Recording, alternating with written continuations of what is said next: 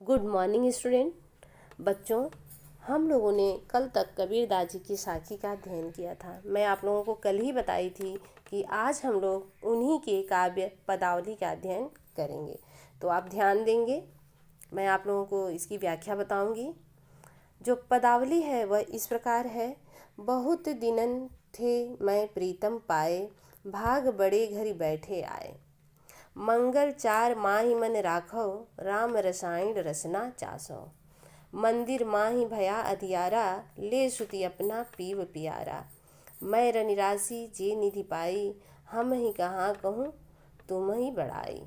कहे कबीर मैं कछु न किन्हा, सखी सुहाग राम मही दीन्हा।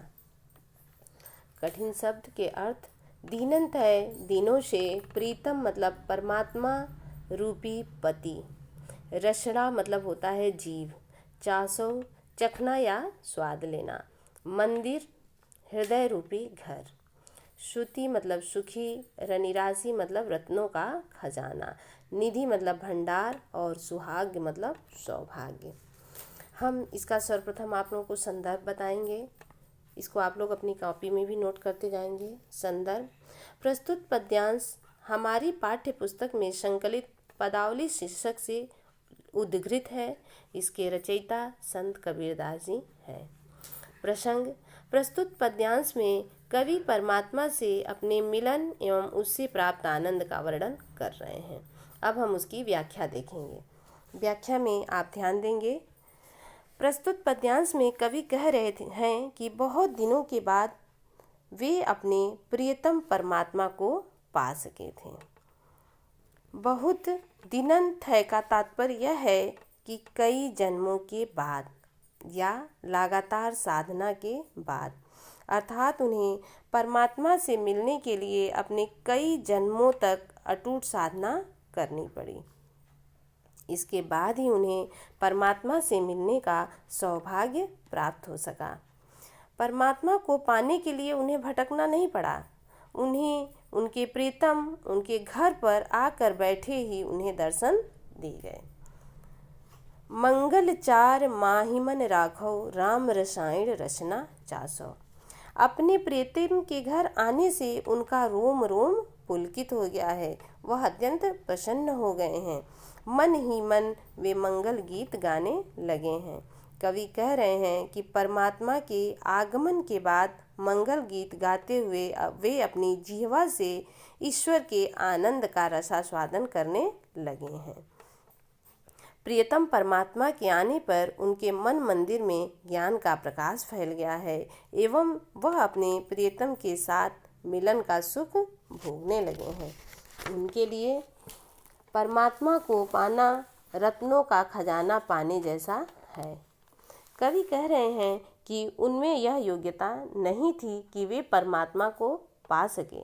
यह तो उनकी महानता एवं उदारता ही है। उनकी से मतलब यहाँ परमात्मा क्या है कि वे स्वयं उनके पास आ गए। कवि कह रहे हैं कि उन्हें जो सौभाग्य प्राप्त हुआ है वह परमात्मा की कृपा से ही प्राप्त हुआ है। काव्यगत सौंदर्य के अंतर्गत भाव पक्ष में कई जन्मों की साधना के बाद ईश्वर की प्राप्ति होती है तथा ईश्वर की कृपा से ही उनके दर्शन होते हैं। रस में संयोग श्रृंगार एवं शांत रस है। कला पक्ष के अंतर्गत कबीरदास जी की भाषा सदुक्कड़ी है। छंद गेय पद है। अलंकार रूपक है। गुण प्रसाद एवं माधुर्य है एवं शब्द शक्ति लक्षणा है। अगला काव्य। संतो भाई आई ज्ञान की आंधी रे, भ्रम की टाटी सबे उड़ाड़ी, माया रहे न बाधी रे। दुचते की दोई धुन निगरानी, मोह बलिंडा टूटा। तृष्णा छान परी घर ऊपर, कुबधि का बहंडा फूटा। जोग जुगत करी संतो बांधी, बिरच छुए न पावती। कूड़ कपाट काया का निकस्या, हर की गति जब जाड़ी। आंधी पीछे जो जल झूठा, बूठा प्रेम हरिजन भीना। कहे कबीर भान के प्रगटे, उदित भया तम सीना। प्रसंग। प्रस्तुत पद में कबीरदास जी का कहना है कि ज्ञान की प्राप्ति होते ही मोह पर आधारित समस्त विकार नष्ट हो जाते हैं और जीवात्मा को परमात्मा का साक्षात्कार हो जाता है। शब्द अर्थ में भ्रम मतलब अज्ञान, थुन्नी मतलब दो खंभे, तृष्णा छानी मतलब तृष्णा रूपी छप्पर, कुबुद्धि कुमति भांडा बर्तन, नीरज पूर्ण, चुअय मतलब चूना, पाणी मतलब पानी, कूड़ कपट मतलब छल कपट का कूड़ा, उदित मतलब उत्पन्न होना, तब मतलब अंधकार रूपी अज्ञान रूपी अंधकार। अब व्याख्या। कबीरदास जी क्या कह रहे हैं? संतो भाई आई ज्ञान की आंधी रे। हे संतो भाइयों, मेरे जीवन में ज्ञान रूपी आंधी आई है। अब इससे क्या हो रहा है? भ्रम की टाटी सबे उड़ाड़ी, माया रहे न बांधी रे। इससे मेरे जीवन में छाए जो भ्रम रूपी छप्पर थे वह टूट गए हैं। किस प्रकार से? ठीक उसी प्रकार से जिस तरह से जब आंधी आती है तो आड़ के लिए जो टाट लगाया जाता है अर्थात जो पर्दा लगाया जाता है वह उसे उड़ा देती है, उसी प्रकार ज्ञान की आंधी ने भ्रम रूपी पर्दे को उड़ा दिया है। इस पर्दे को बांधने वाली माया रूपी रस्सी भी टूट गई है तथा तेज आंधी के प्रभाव से छप्पर में लगे दो खंभे भी गिर गए हैं। दुचिते की दो थुन्नी गिरानी, मोह बलिंडा टूटा। जो दुविधा की जो दो खंभे लगे थे वह टूट गए हैं और तेज आंधी के आने से वह छप्पर गिर गया है। इसका आशय यह है कि ज्ञान की आंधी में से मोह और आसक्ति के स्तंभ ढह गए हैं और तृष्णा रूपी जो छप्पर है वह संभालने के लिए जो मोह रूपी जो खंभे लगे हुए थे वह भी गिर गए हैं, अर्थात मेरा अहंकार भी समाप्त हो गया है। मेरे घर के ऊपर जो तृष्णा रूपी छप्पर लगा हुआ था उस छप्पर के गिरने से झोपड़ी में रखे जो कुबुद्ध रूपी बर्तन थे वह टूट गए हैं।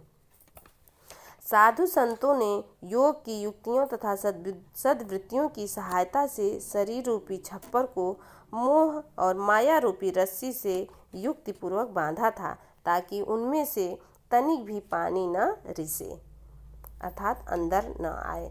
जब मेरे अंतःकरण ने ईश्वर की गति को पहचाना अर्थात ईश्वर से साक्षात्कार हुआ तो मेरे शरीर से छल कपट ईर्ष्या द्वेष व मोह माया रूपी कूड़ा कबाड़ सब निकल गया अर्थात मेरी आत्मा स्वच्छ हो गई। ज्ञान की इस आंधी के बाद प्रभु के भक्त रूपी जल की जो वर्षा हुई उस प्रेम रूपी वर्षा में इस भक्त का अंग अंग भीग गया।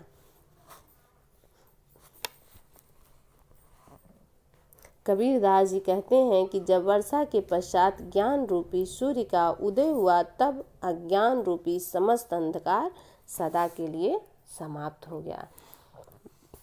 काव्यगत सौंदर्य के अंतर्गत भाव पक्ष में कवि ने स्पष्ट किया है कि ज्ञान प्राप्त होने के बाद माया से उत्पन्न अज्ञान नष्ट हो जाता है। रस शांत है। कला पक्ष में जो कबीरदास जी की भाषा पंचमेल खिचड़ी है, छंद गेय पद है, गुण प्रसाद है, अलंकार शांग रूपक तथा रूपकाती युक्ति है। काव्य में अगला काव्य। हम न मरै मरी हैं संसारा, हमको मिल्या जियावन हारा। अब न मरो मरने मन माना, तेई मुए जिनी राम न जाना। शाकत मरे संत जन जीवै, भरी भरी राम रसायन पीवै। हरि मरी हैं तो हमहु मरी हैं, हरि न मरै हम काहू को मरी हैं। कहे कबीर मन मन ही मिलावा, अमर भये सुत सागर पावा।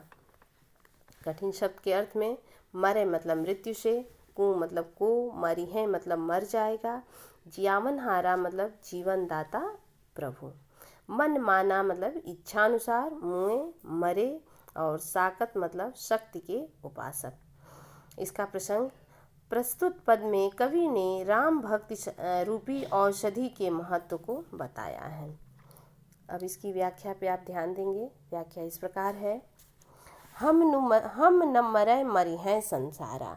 कबीरदास जी कह रहे हैं कि इस संसार में मेरी मृत्यु नहीं होगी। क्यों? क्योंकि मुझे राम के ज्ञान की प्राप्ति हो गई है। राम के भक्तों के अतिरिक्त अन्य सांसारिक लोगों की मृत्यु होगी और वे ही मरेंगे।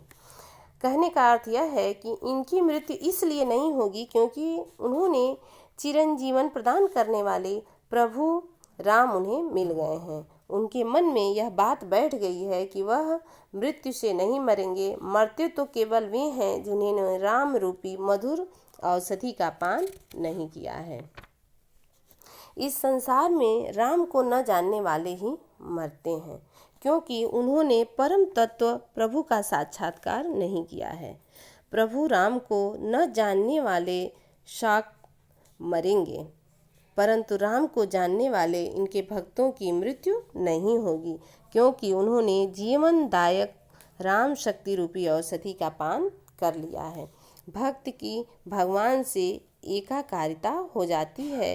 कभी भगवान के भक्त हैं, इसलिए उनकी मृत्यु तभी होगी जब भगवान मारेंगे। भगवान अमर हैं, वे नहीं मरते हैं, अतः कवि की मृत्यु भी नहीं होगी।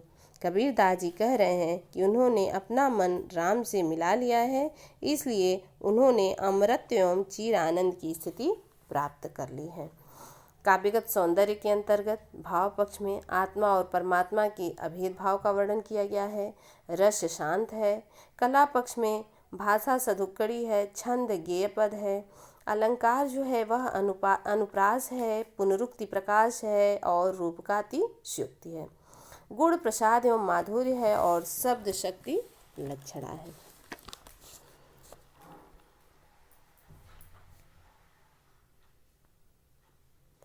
थैंक यू बच्चों।